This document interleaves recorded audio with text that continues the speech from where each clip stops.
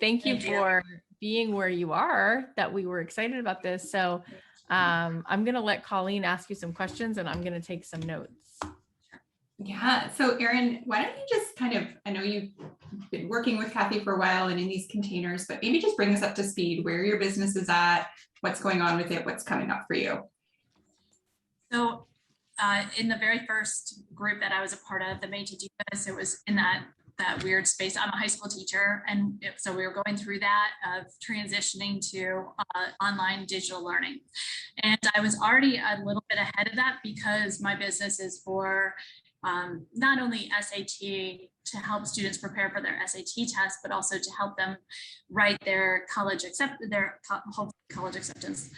but their college essays and do all the supplemental essays and kind of that whole getting ready for college piece. And there were so many pieces of the Made to Do This that just naturally fit into me continuing to launch and continuing to work in a digital space. And I really, really wanted to continue that. And so through that, I started working on Instagram. My kids, the students that I work with are on TikTok. So I started on TikTok and started using social media platforms to build a base. Oh, so good. It was fun. Yeah. And so I have, 20,000 followers on TikTok. I have a pretty good base, and then started making videos and posting them during the COVID experience of everybody at home learning and posting them on YouTube. So I feel like all these pieces are in place. And then to continue some of the things that I offer for parents on the side is, how to help your high school junior through their junior year, or how to help their high school senior through their senior year. And so all the pieces are in place. It's just for my business, I didn't ever realize until in this Abundant Ever After that I never made an offer. I never ever said, here's how to work with me. And so people would DM me, or it usually is through Instagram DMs, and I don't understand why I didn't do that, but I kind of think it's from being a high school teacher for so long that I just naturally think I have to just keep putting out and not receiving. And that has been a huge thing in this Abundant Ever After space. That's what I'm hearing all the time, is that I have to learn how to do that. And I think that it's so natural. And I keep hearing you say the same thing. And the message is, that there's people out there that are going to pay anyway. And some of my students at my high school, they do the same. They go out and they find other tutors. And I'm like, what are you doing? You should work with me. And they're like, you do this? Like, okay, and I just feel like I'm right there at that space of like, it took me this long to understand it, to like break the programming and understand that I have to put an offer out, because if not, then the people that I know and love are going to go somewhere else. And it makes me feel I'm jealous that other people get to work with them. So, I need to stop doing that. But that's not, that like the only thing, but I really do feel like from everything that you've said, and I've listened to the podcast, and like what this next thing that you're offering is, number one, the price point of a high school teacher, this is going to scare me like nothing has before. And I desperately need that. And I don't want to work with anyone else. It is around the price point of some of the other people that are out there that, I could sign up with, and I don't want to work with anyone else. But it's just this natural progression of like what you're going to teach us next.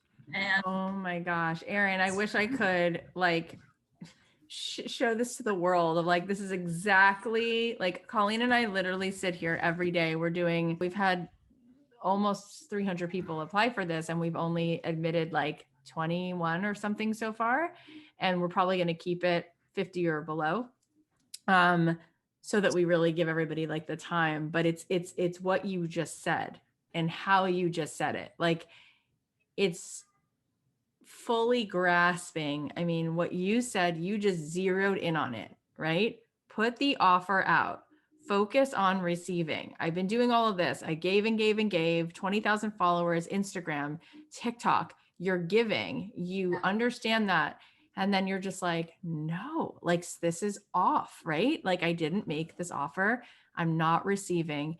And then I love when you said like that price point is going to scare me. And then you know that that's what you need, because it's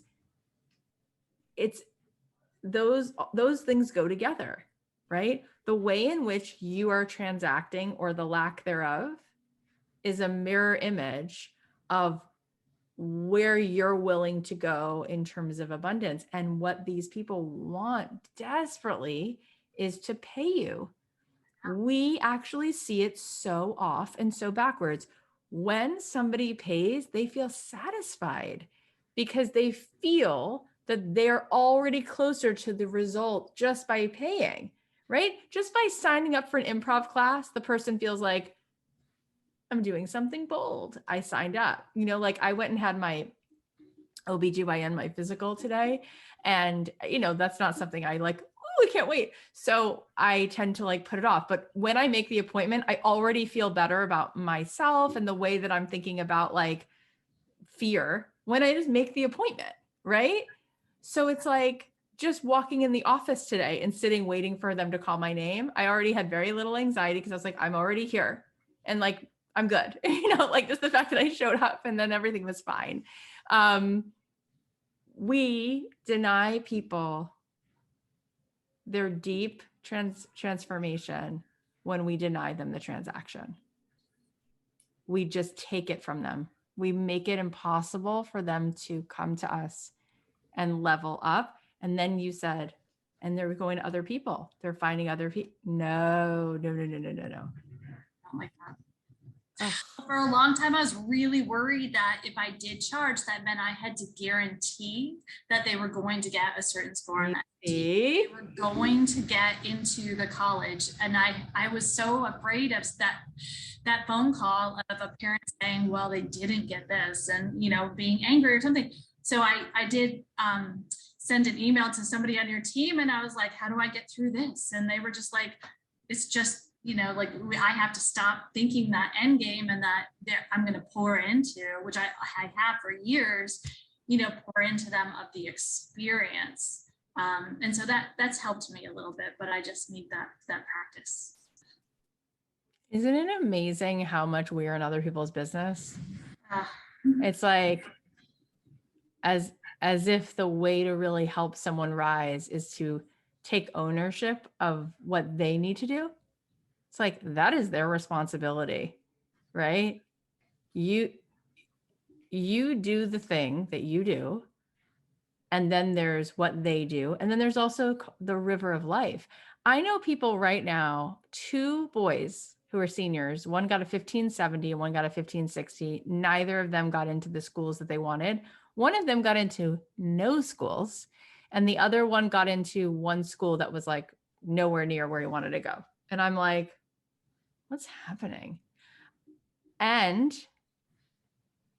it's not your business or your problem. I was just interviewing this guy named Josh Peck, who he was like a Nickelodeon star. Do you know him? Drake and Josh and Drake, whatever that show is. All my high school seniors talk about Drake and Josh. Now he's on How I Met Your Father. I think he has 10 million Instagram followers. And he's also Jewish like me. We were talking about, he's in a new movie where he's playing a rabbi. And so he goes, I spent time with this actual rabbi to like prep. And he goes, I asked him, what's the deal with the bar mitzvah? Like, what the heck, right? It's like, here we are to interrupt your life for 2 years, boy or girl. And now you have to learn this whole thing, which I did, right? And it's in a different language. And it doesn't make any sense. And what's the point? And the rabbi said to me, do you think that it's about that actual thing where like you're going to spend 2 years learning something so that people enjoy your performance of reading this Hebrew? It's not about that at all. He goes, so what is it about? He goes, do you know how much you grow as a person by taking on such a difficult challenge at that age? Do you know how much that process, it gives me like the chills. Cause like when he like laid it out the way he said it, he goes, what we say, and I never heard this. I mean, gosh, I mean, you could get 1,000 different opinions about anything, but I thought it was fascinating that he says to him, look at it this way. Let's say that kid shows up for this project, breaks his teeth on it, writes his speech, learns how to read Hebrew, gets up in front of 500 people, blah, blah, blah, blah, blah. How does that process, how does that experience prepare him for life, for what else he can like sort of rise to, right? So it's like, is applying for college, is doing an SAT, is it really all about like, this is my ROI, this is my school, this, or is there something in every single possible trial and tribulation that is so much more for us, right? The process of it, it's like, I'm not even a fan of college. I say it all the time now, you know, the world is so different in entrepreneurship, but like, hell yeah, a kid should just be like, cool, like, I'm going to co-sign that. I'm going to learn so much and I'm going to retain it. And I'm going to see what kind of essays I can write. And I'm going to understand like how much I can understand about the English language. And like freaking Elon Musk couldn't get a job at Salesforce. He like walked in and walked out because like, he's like, I don't interview well. So he's like, I guess I have to start my own company because I can't get a job. But thankfully he did do the other things because, right? Like, but look what we do. We make the world so small. We make things so insignificant when there's so many levels of significance, and it's not about you. That's literally like the mouge bouge. What do they call it? Like that little like taster. And then that's just the entrance point for this person. Does that make sense? So much sense. Yes. Because that's, I think that's one thing with the college essay is that the students have an opportunity to sit like this, with me and just work and really discover different things about themselves and to feel seen. And it's such an honor to do that. But sometimes it is, discovering what they want to do, where they want to be and what they want to study and whether that is college or not. Right. And how cool would it be if that's also part of the process up front, right? Like I am here to help you to your highest and best, period. End of story. If your highest and best winds up being you are capable of getting into Cornell and you're not going by choice because you're going to open up a bakery, we're going to discover that. That's going to save you $200,000. Yeah, absolutely. But if you want to go through this process because your highest and best is like going to undergrad so you can go to law school and blah, blah, blah, blah, blah, we're going to get you to the best possible place for you in this moment.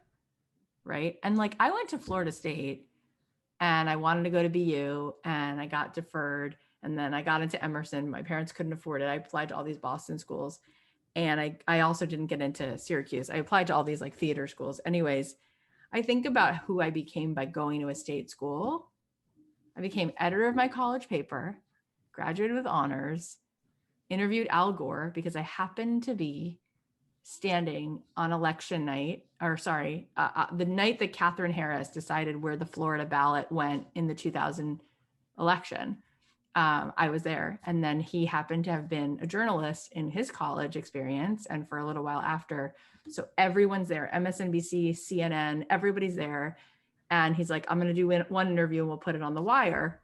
He goes, who's a student journalist? And I'm like, this has to be a joke. This is unbelievable. So they call me forward. It's like 2 a.m.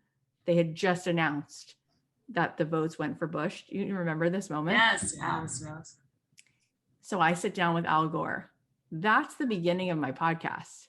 That's the beginning of me going, I can hold space for an elected official.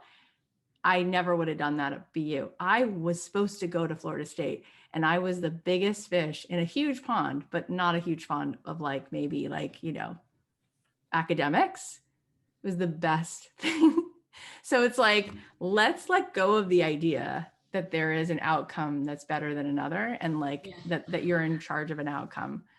And let's just make you so much abundance so that you can allow for other people to see that abundance is there for them. Right? Yes. Right. That's good. So I think like, I made you do this at first. there was all the pieces that were put into place, and I've gotten that message like so clearly on this abundance hour after. So I really feel like from what I've heard and listened to, this next part is just I'm meeting you exactly where you're at. Like it's time to launch. It's time to put an offer out. It's time to see those kind of conversations, what you just said, to put What it out have you there. offered so far, if anything? Well, I still do a lot of one-on-one tutoring, a lot around in the area. And, I can't necessarily say that's an offer. I just put my name on the list, and I get a lot of personal referrals. So I do a lot of SAT tutoring. It's a lot. And so I do, 2 hours reading and grammar. And then during the summers, I do stay really busy doing college essays. So I've done, and then that's a class that I teach at my high school. So I probably do at least 300 essays a year. I know. And what are you charging for the 2-hour sessions? $75 an hour. And that's private? So $75 an hour. So a total of $150 to sit down and do, for 2 hours. And the college essays where you read about 300, you do that at your high school. So what do they pay you for that? Oh God. Last year I made $47,000. For the summer? No, I don't get paid to do it. No, I don't get paid to do that. But when I do charge for this, over the summer is the same. I keep it the same, $75 an hour. So I typically work with a student 4 times, and then they have their essay. Yeah, it's really interesting. It's really interesting because it's what you said before. I was getting hung up on the outcome being my job, right? So if you let the outcome be God's job, which is always that, then you would have the certainty to raise your hand and do what you do and charge what you charge, because you know that that's really what they actually need. It's fascinating. Okay. Colleen, where else do you want to go here? Erin, I want to know what you really want to create for yourself. If you could allow yourself to receive limitless abundance, what would change in your life? What would you lean into? I felt it during that time when we were during 2020, when I was at home and I was working, a little bit as a teacher, but then I was, I felt like I was building so much content and putting so much content out, and I had the time and the space to do that and the energy then, because I wasn't in the classroom as much. And that felt so wonderful. I still was working with kids here in my house instead of, the libraries closed and everything closed. So I was still having kids, by word of mouth. Their moms would send them, and I'd work with them for the SAT. And that was the first time that I worked through kids with Zoom and doing the essays and the applications. And if I could there's 2 things. I think that this, that my day job of being a high school teacher is almost limiting me, because I have this value of making $47,000 a year, and working so hard. And I think that value is almost branded on me. That's how much I'm worth, because I've been a teacher for 16 years. And so, I have to, do a little bit of work between what my salary is and how much time and effort I put in. But if I could just wave a magic wand, and I would just be, working one-on-one with kids for their college essays and exploring what they could be when, in the next season of their lives, and helping to study for the SAT. And that would just be so fulfilling. So still being a teacher, but, just doing it to help kids explore what their future is. Mm. So do you notice, which is beautiful, it's so gorgeous, how inspired you are, by the way, I just want to say this, to be part of such a beautiful time. It's such a transition point for kids, right? And for them to have someone so grounded and supportive is it's such a gift. Yep. And it's also so interesting because you sort of mentioned kind of having this 47K kind of branded on you, and then you focus a lot on focusing your attention and love towards how you can support these kids, when what I said is, what do you dream about for your life? Oh, that's interesting. Oh, that's interesting.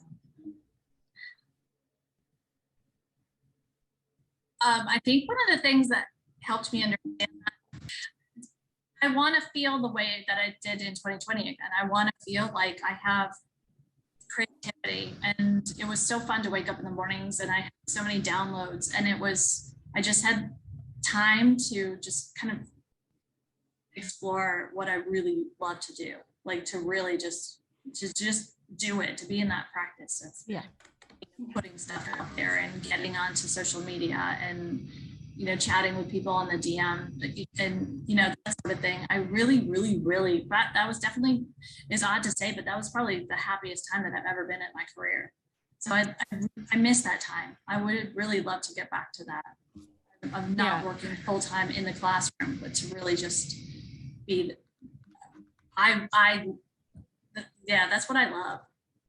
It's a lot of like the free time, right? The freedom. And you even said like, so that I could even figure out what I like. I think you've been in the process of giving so much and being so busy with your hands full of what you have to give that you don't even have the time to go, wait, who am I and what do I want and what do I love? And we really forget that we can only show someone as far over the horizon as we see, because we can't see and therefore show someone what we can't see. So the more that you learn how to really dream and enjoy your time, your life, your moments off, your receiving of more bounty, right? You're going to help them to really get to see further for themselves. So that's a really important selfless thing to do. And $47,000, there is no feeling of plenty. There's no feeling of abundance in that. It's like breathing through a straw all the time. And that, I know that you're ready for that to stop.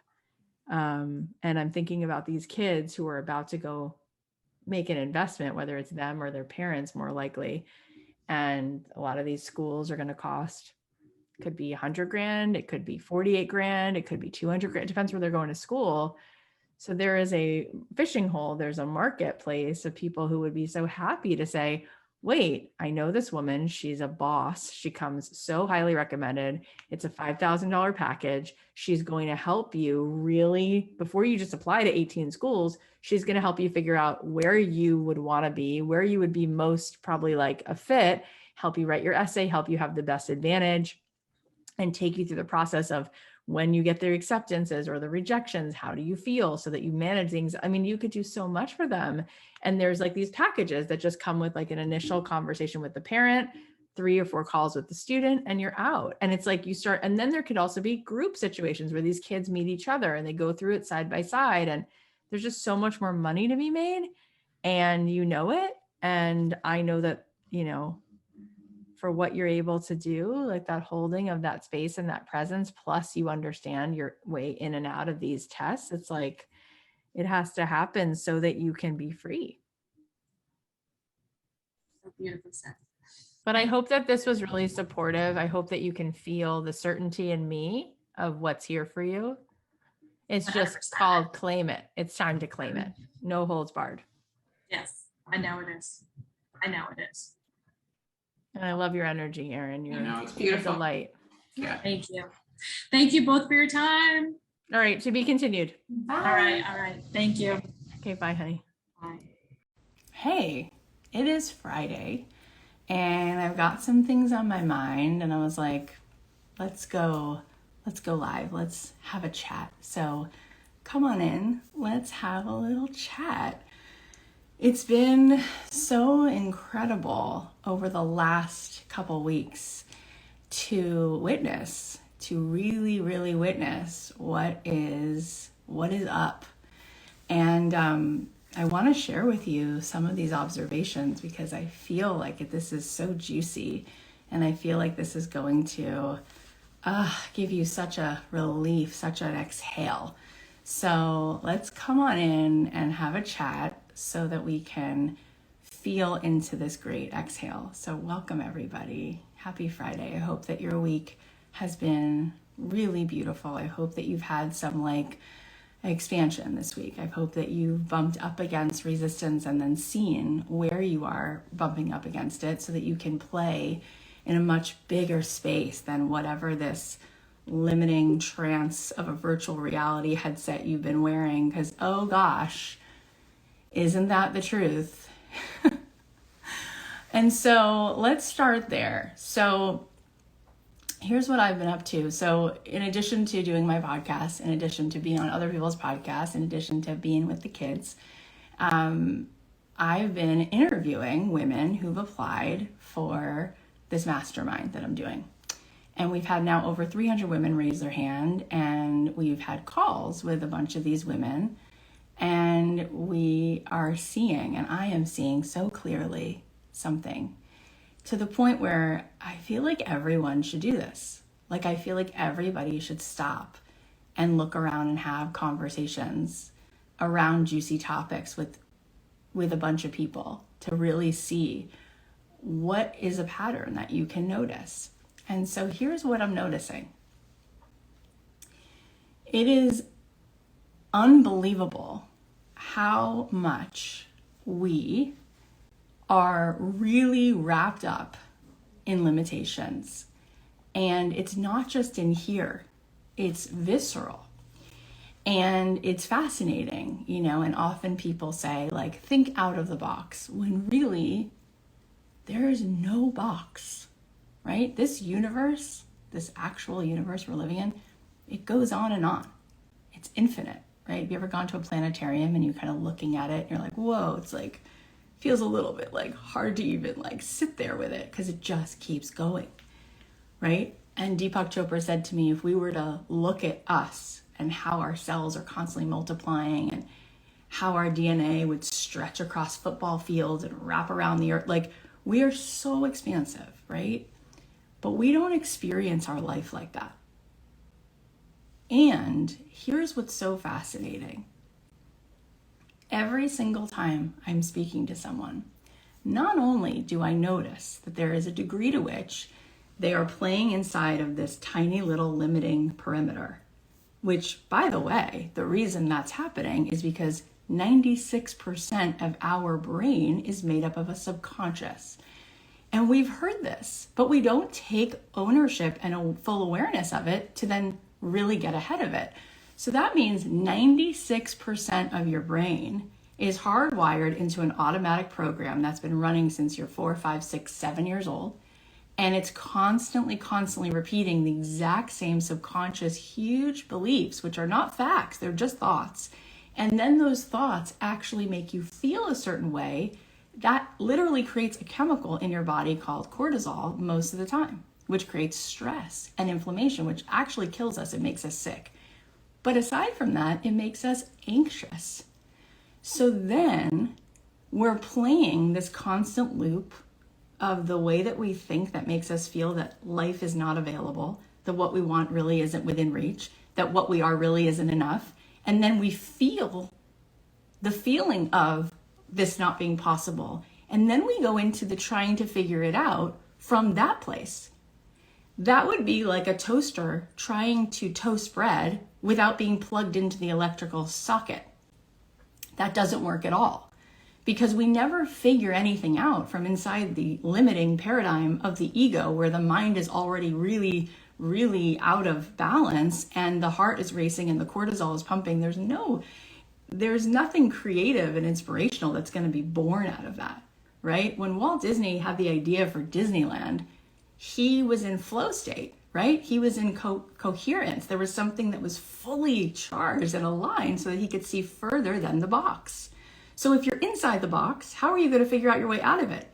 You're not. You have to get into alignment, which is why Phil Jackson had the Lakers and the Bulls meditate their butts off, which is why everyone we've known now who's successful has some version of a process to get out of the cortisol-induced subconscious garbage tornado, right?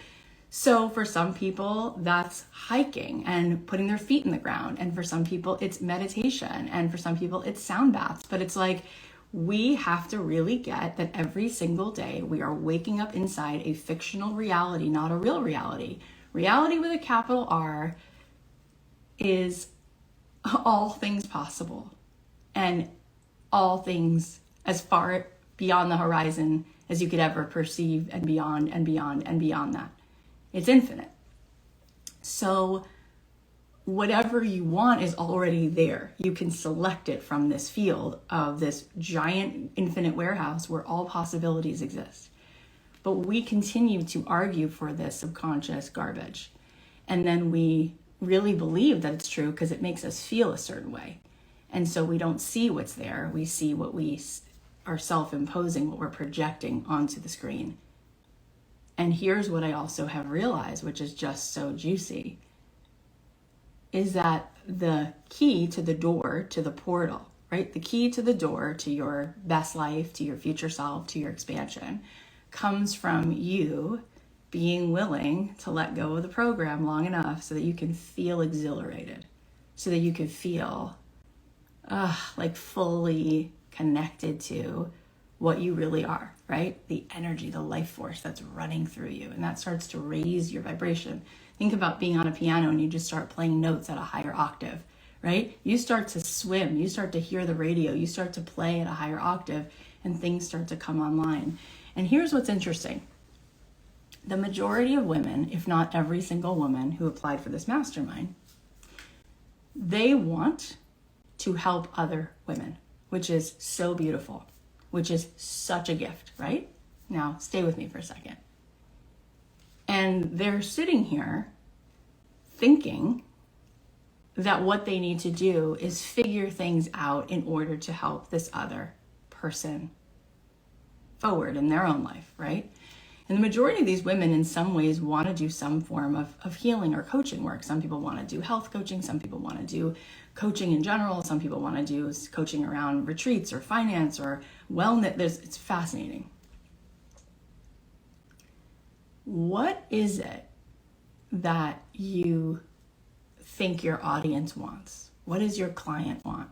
The person who you're supposed to serve and help, the person who's going to come and want that coaching from you, the person who's going to want to come to that retreat, the person who's going to want to just even be a part of your platform. Even if this is a person who wants to follow your Instagram or come listen to your podcast, why are they wanting to be there?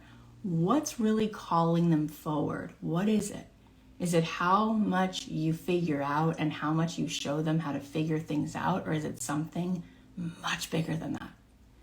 And I'll tell you what's so fascinating is so often I am looking at somebody who wants so much to help someone else who themselves is not fully in their own expansion.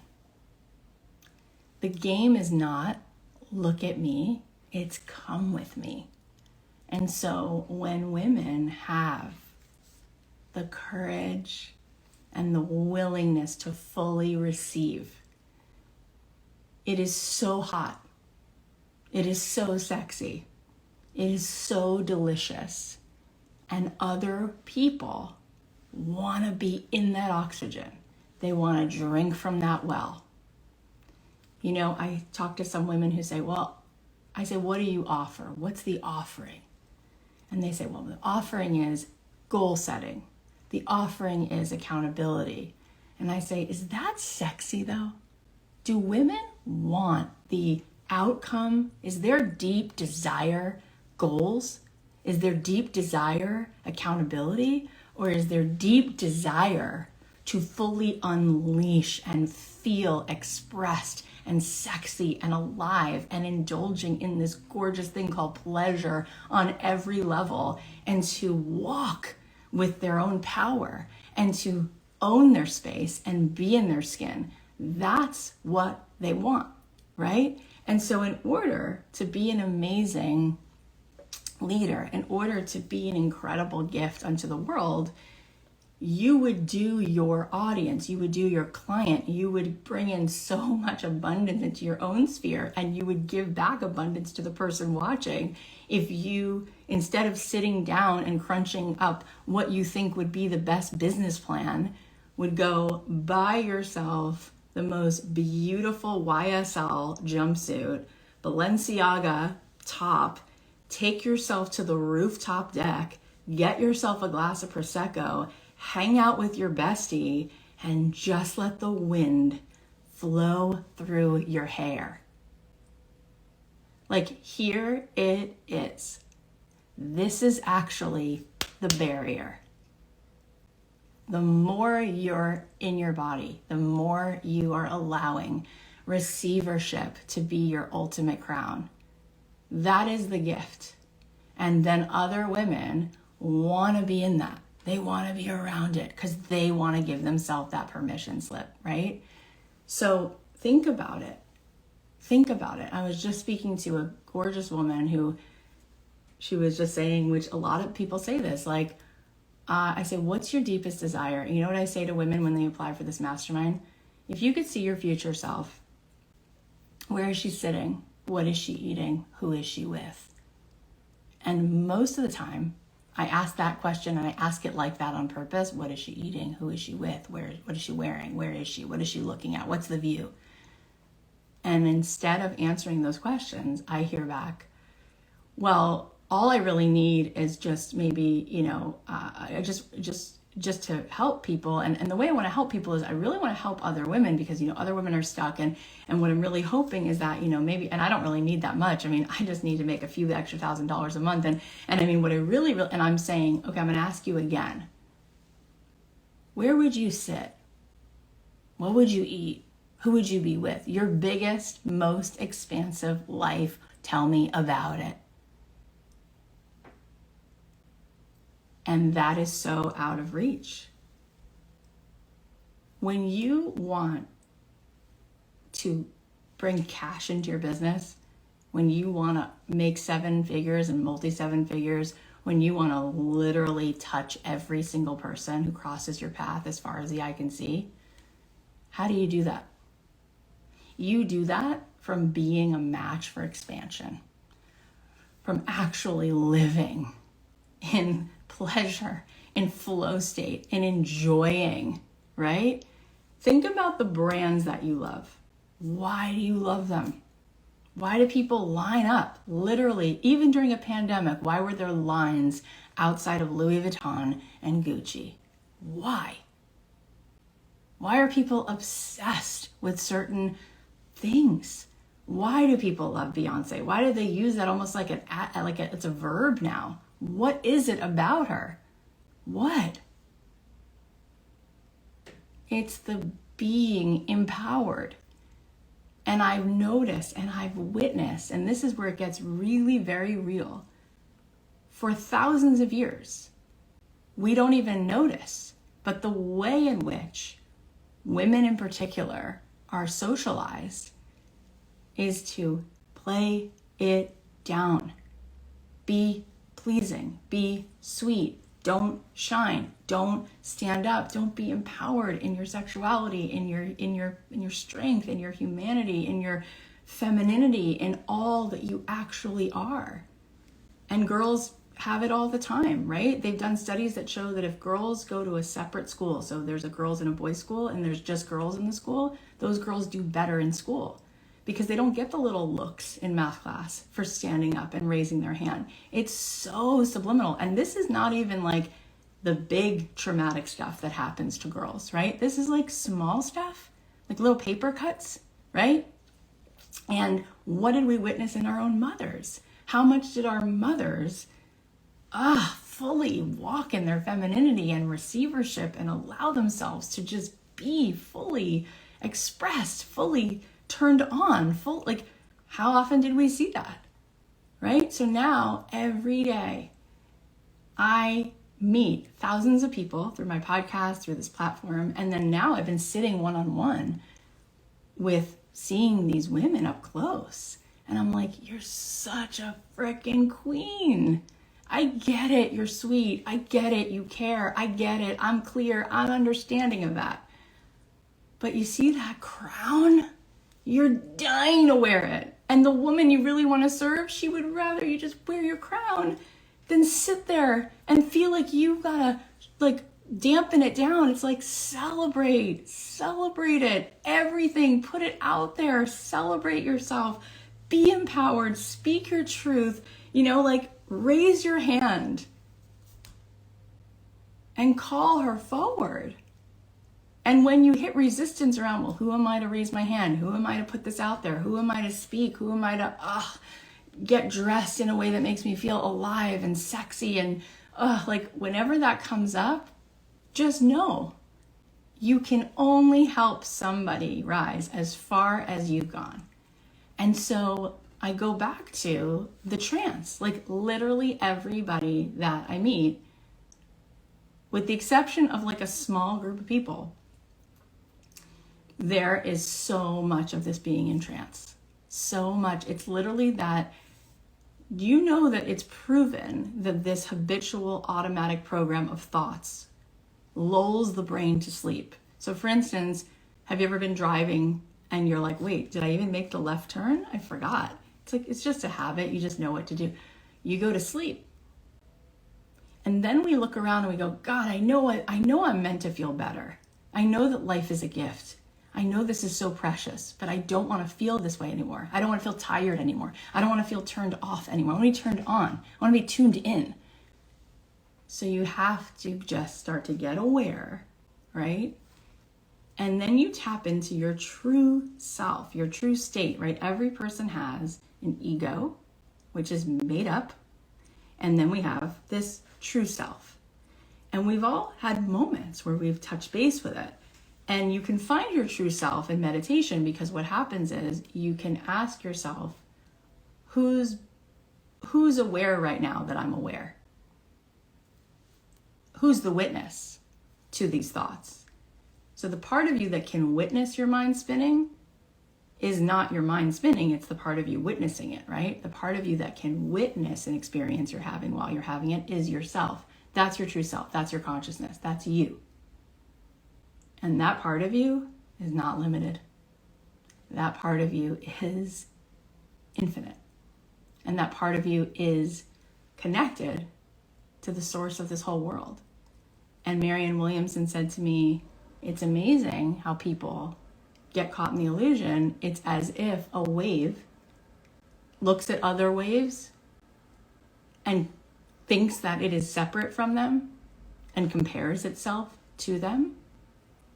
And even more so, it's as if a wave were to forget that it's connected to the ocean, as if the wave isn't actually completely and totally a part of the ocean itself. And that is us. We don't really live in a three-dimensional universe, and science knows this. This is like a physicist's first lesson, right? We live in a web of consciousness. So much more of the world is in the 5D than the 3D. When Deepak Chopra was on my show, he said, what do you see in front of you? And I said, a coffee cup, my microphone, and the computer. And he said, great. Now that was kind of a trick question, because what you didn't say is the space between you and the coffee cup, the space between you and the microphone, the space between you and the computer. There's so much more space than there is physical, three-dimensional things. And yes, I can't see it with my naked eye, but there's a lot going on in this space. There's atoms, there's molecules, there's something called gravity, right? There's a lot here, like a whole force, like the Wi-Fi in your house. You can't see it, but you know when it's off, right? You can figure out pretty quickly when the Wi-Fi is off. And it's very real. You just don't see it with your eyes, but it's very real. It's probably more real than the coffee cup sitting in front of you, because it has a lot more power, doesn't it? So we're living inside of a false, poisonous box. And it's poisonous because it creates the illusion of scarcity, and then it pumps us with cortisol. That is actual poison. It's actually what kills people. Cortisol creates inflammation in the body. Inflammation causes disease.